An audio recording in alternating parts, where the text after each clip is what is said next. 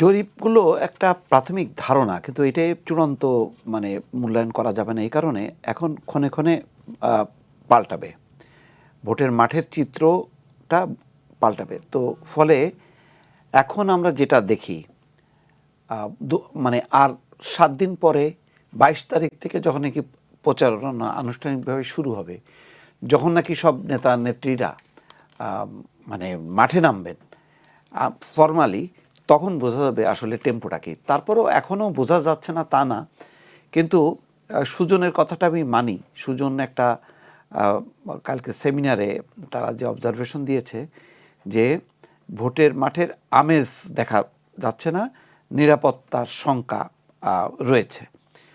তো আসলে ওই অর্থে খুব জমিনি, কারণ মানুষের মধ্যে, অনেক মানুষের মধ্যে শঙ্কা যে নির্বাচন কি হচ্ছে, ভাই নির্বাচন হবে, এইরকম একটা শঙ্কা থাকলে আমেজটা হয় না। তারপরেও পরিসংখ্যানটা বোঝা যাবে না এই কারণে গত 15 বছরে ভোটের চিত্রটা একদম পাল্টে গেছে।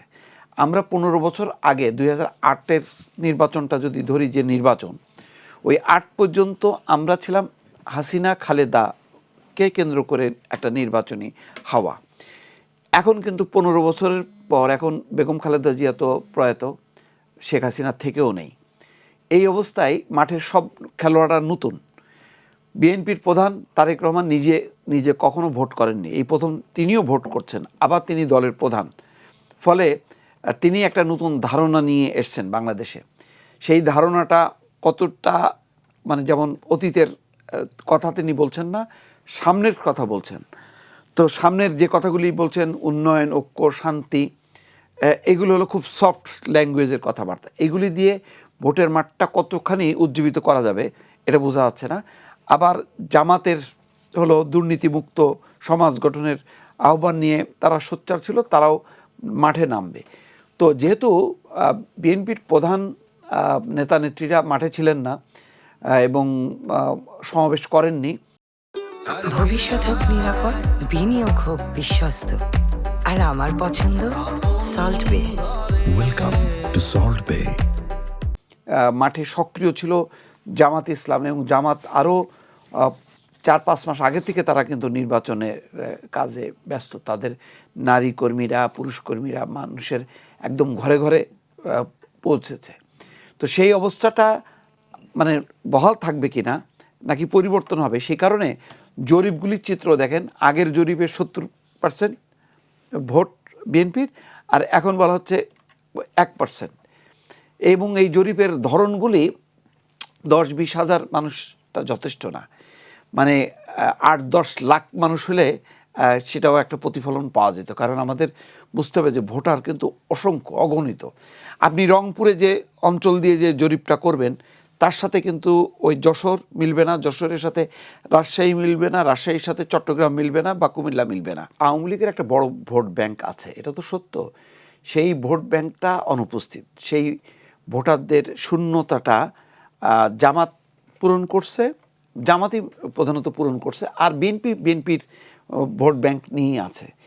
ফলে 70% এটাও যেমন সত্য না আমার কাছে যেটা মনে হয়, আবার একেবারে 1% পার্থক্য এটাও আমার কাছে মনে হয় না। মনে রাখা দরকার, জামাত হচ্ছে একটা ক্যাডার ভিত্তিক দল, তাদের হলো একটা মানে গোষ্ঠীকে তারা রিপ্রেজেন্ট করে। আর বিএনপি হচ্ছে ধর্ম বর্ণ নির্বিশেষে সবাইকে রিপ্রেজেন্ট করে।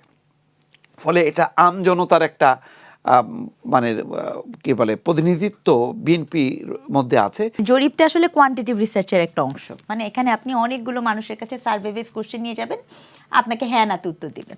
তো আমরা যারা কোয়ালিটেটিভ রিসার্চার, আমরা কিন্তু অ্যাজ এ রিসার্চার সকল সময় জরিপকে খুবই ক্রিটিক্যাল একটা আউটকাম বলে মনে করি, মানে রিসার্চ আউটকাম হিসেবেও খুব ক্রিটিক্যাল একটা আউটকাম মনে করি। ঠিক আছে, তার কারণ কি? তার কারণ হচ্ছে জরিপ আপনি কেবলমাত্র অনেকটা ওই যে হ্যাঁ অথবা না এই টাইপের ক্ষেত্রে করতে পারেন। প্রথম কথা হচ্ছে, আসলে আমি প্রশ্ন করি যে আমি কাকে ভোট দিব। ধরেন আপনি যদি আমাকে জিজ্ঞেস করেন, ফিরোজ ভাইকে যদি জিজ্ঞেস করেন এই মুহূর্তে ফিরোজ ভাই কাকে ভোট দিবে, ফিরোজ ভাই বলবে? ফিরোজ ভাই আপনি বলবেন? বলার কোনো চান্স আছে?